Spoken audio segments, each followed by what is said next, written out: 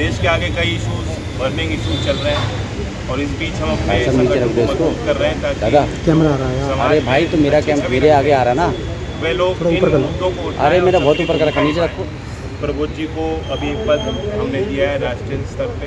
KP Chaudhary जी राष्ट्रीय महासचिव बनाए गए और बड़ी खुशी की बात है कि श्री ओपी सागर जी, जिनका बहुत लंबा एक परिचय है, उत्तर प्रदेश के हर जिले में कार्यरत रहे हैं एज अधिकारी, लोगों के बीच रहे हैं, लोगों की सेवा की है और उनकी प्रशासनिक काबिलियत को लोगों ने माना है और आज रिटायरमेंट के बाद एक राजनीतिक भूमिका में दिखाई दे रहे हैं। हमारी पार्टी के SC/ST प्रकोष्ठ के राष्ट्रीय अध्यक्ष का चयन उनका हुआ है। हमें विश्वास है कि दल को मजबूत करेंगे, पार्टी की सदस्यता अभियान के लिए विशेष प्रयास होंगे और जो भी ज्वलंत मुद्दे हैं उनको उठाएंगे। ओपी सागर, जैन चौधरी भाई पीसी हो रही है।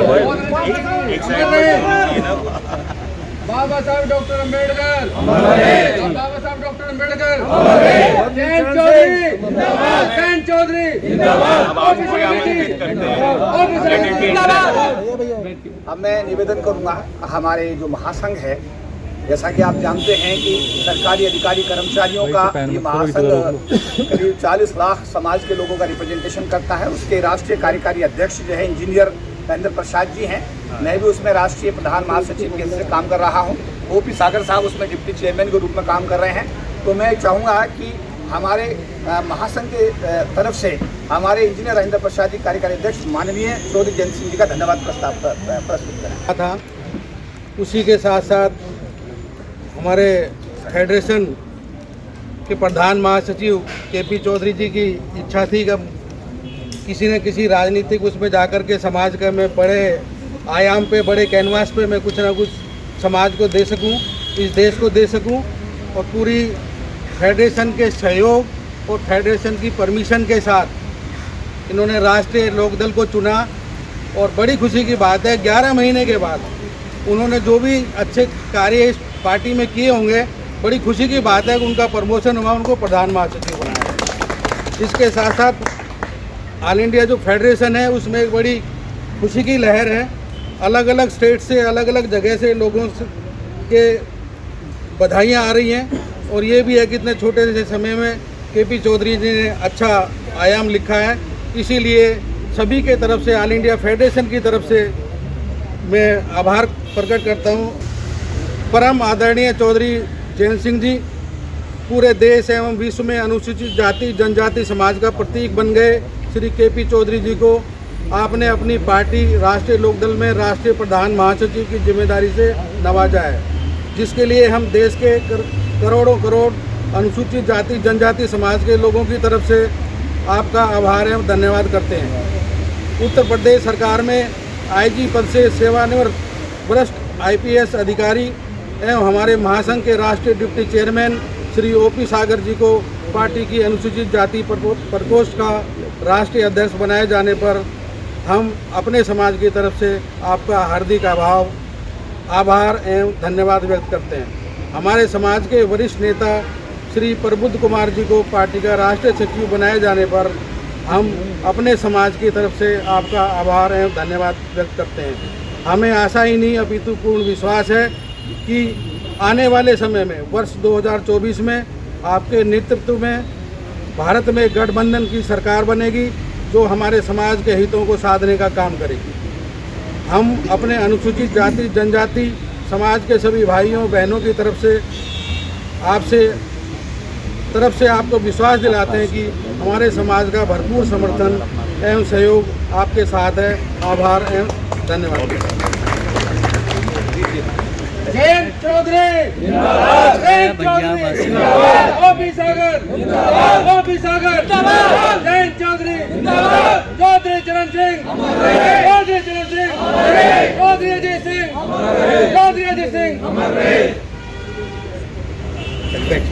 हमने थोड़ा सा अब आगे कार्रवाई को शुरू करवा दो। एक सेकंड अभी मैं करवा रहा हूँ, सबको मौका देंगे क्योंकि समाज की भावना होती है, सबकी भावना होती है। हमारे बीच में पंजाब अमृतसर से हमारे पंजाब सिंध बैंक की पूरी टीम आई हुई है।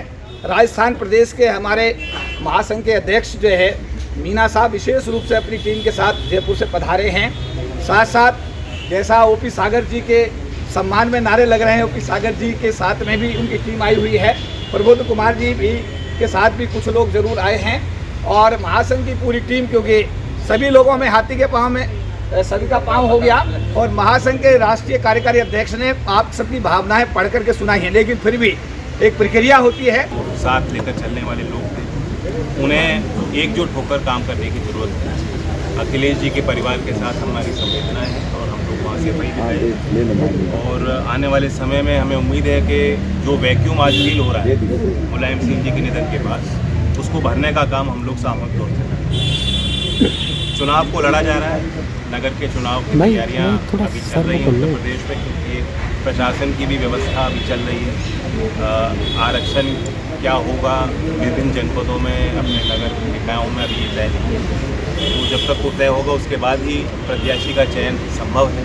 हमने एक समिति बनाई है, उस समिति ने उत्तर प्रदेश के विभिन्न जनपदों में दौरा किया है। हमारी पार्टी के जो गणमान्य पदाधिकारी हैं, सीनियर लोग हैं, उनके साथ बैठकें की हैं, और उनकी रिपोर्ट जब मुझे मिलेगी उसके बाद ही मैं बता पाऊँगा कितनी हम लड़ेंगे, कितनी समझौते में सीट लड़ी जाएंगी, कितने हमारे सिंबल जी। जैन जी, पिछली बार भी आपने काफ़ी तैयारी की थी, जब विधानसभा के चुनाव आए थे उस समय भी आप लोगों की बड़ी तैयारी थी, आप लोगों ने कार्यक्रम किया था।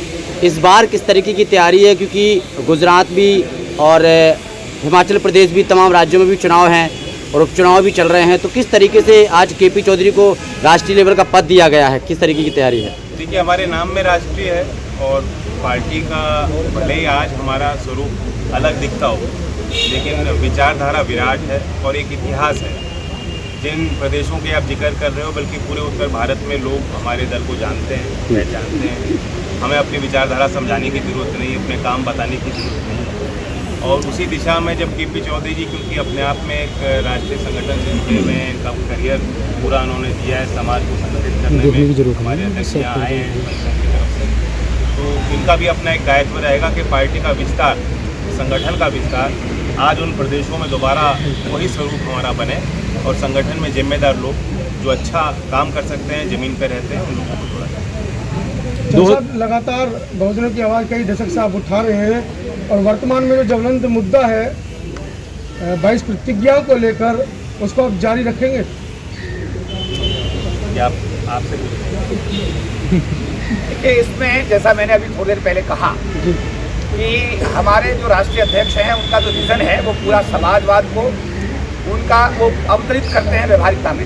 जब हमारी समाज की बेटी हाथरस के अंदर उसके साथ रेप करके उसकी हत्या हुई, तो हमारे राष्ट्रीय अध्यक्ष को पूरे देश के लोगों ने पुलिस की लाठी खाते हुए देखा। पहले व्यक्ति हैं, पहले राजनेता हैं जिनको लाठी खाते हुए पूरे देश ने देखा। उसके बाद अभी जब राजेंद्र पाल गौतम का इशू आया, तो राष्ट्रीय अध्यक्ष का टेलीफोन मेरे पास आया कि हर आदमी को 22 प्रतिज्ञाएं, उसका धर्म, एक हमारा देश जो धर्मनिरपेक्ष राष्ट्र है, हर आदमी को अपने धर्म के हिसाब से आचरण करने का अधिकार है।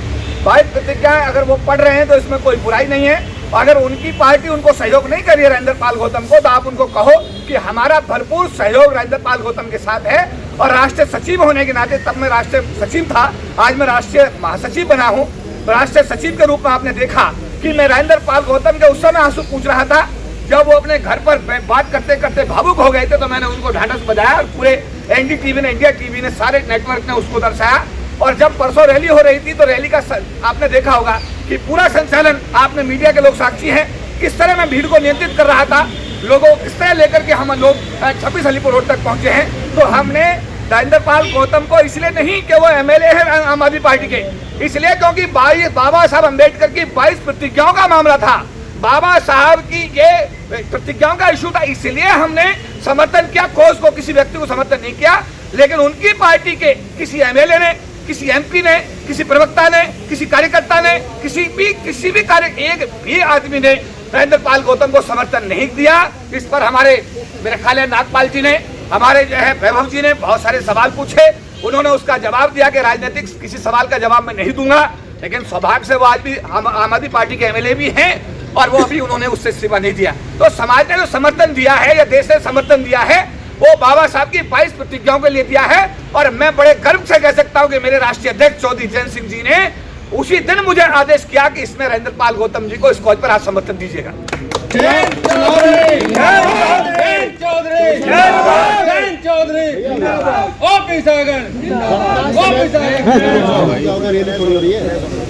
वर्तमान समय में जो देश में हिंदुत्व की राजनीति हो रही है, आपको लगता है कि आप इस प्रकार से जो भाईचारे की बात कर रहे हो, आप दलितों को, मुसलमानों को, जो कमेरा वर्ग का जिक्र आपने किया, जिसका जिक्र रामस्वरूप वर्मा करते थे और तमाम बहुजन नेता करते थे, ऐसे समय पर आप एक हिंदुत्व की राजनीति में उन सारे महापुरुषों का सपना साकार कर पाओगे या उस आंधी के सामने कहीं ठहर पाओगे? देखिए, ये विश्लेषण के हिंदुत्व के नाम पे ही बीजेपी को वोट मिल रही है, ये भी अपने आप में सही नहीं है। दौर चल रहा है, इसमें कोई इनकार नहीं कर सकता। बीजेपी की बहुमत की सरकारें बन रही हैं और बहुत ताकत जनता ने दी, लेकिन जनता ने उनको ताकत इस विश्वास में दी कि जो आर्थिक मसले हैं उनमें समाधान। एक तंगी 2012-13 से जो देश में आई थी, अर्थव्यवस्था बिगड़ी थी, उसके बाद एक बड़ा मैंडेट जनता ने बीजेपी को दिया और उसमें जो बड़ी नाकामी है, आप देख रहे हैं अभी दृश्य उत्तर प्रदेश में भर्ती के लाखों अभ्यर्थी किस तरह से उनको जाना पड़ा, उनके लिए कोई तैयारी जमीन पर दिखाई नहीं दी। ट्रेन से लिपट कर, बसों पर चढ़कर, पैदल चलकर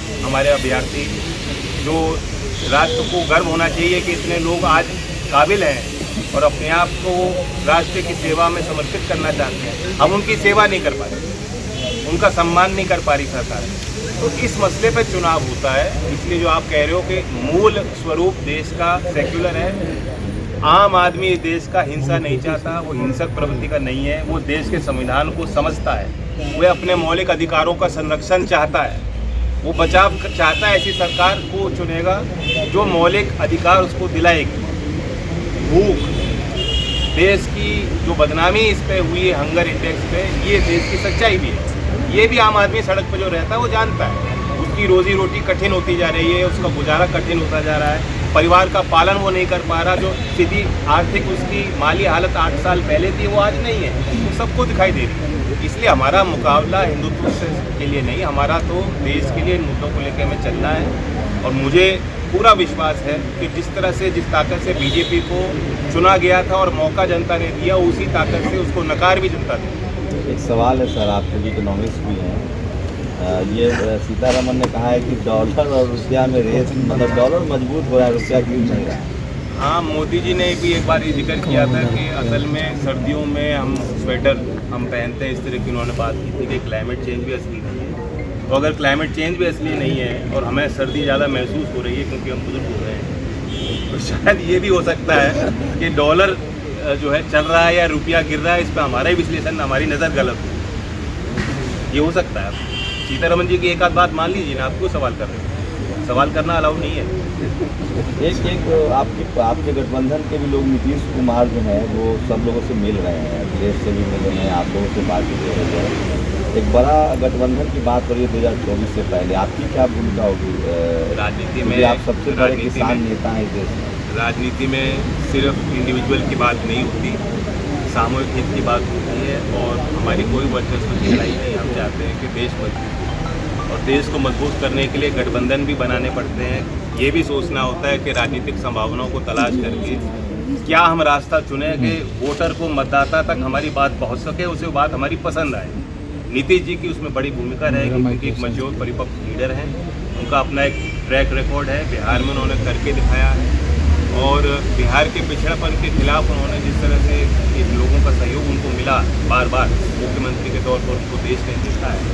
मैं समझता हूँ कि एक प्रभावशाली चेहरा है और उनको साथ जोड़ करके हमें मजबूती मिलेगी गठबंधन के चेहरे के तौर पर। मैं समझता हूँ कि देश में जो अगला चुनाव होगा उसमें ये भी एक नाम है जिसमें देश को